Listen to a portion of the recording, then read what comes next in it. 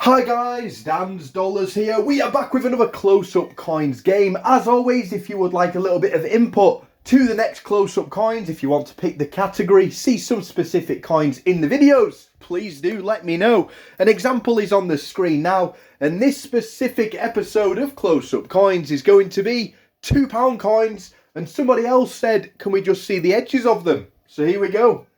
2 coins in 1 stone, so to speak. We're only going to see the edges of the £2 commemoratives. The first 4 can all be found in UK circulation.